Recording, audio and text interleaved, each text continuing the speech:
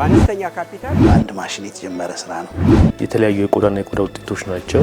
ምርቶችን ያው እንሰራለን። መስሪያ ቦታ ድጋፍ አድርገንላቸዋል።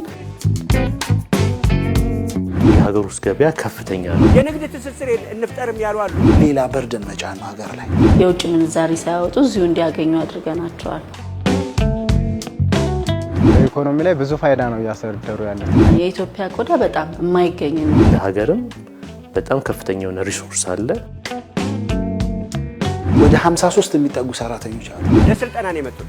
ሴቶች ናቸው። በፊት ቤት ነበርኩ። ሙያ ልምድ አግኝቻለሁ። ጥሩ ነገር አሳልፈናል። በጣም ከፍተኛ የሆነ እድል አለ።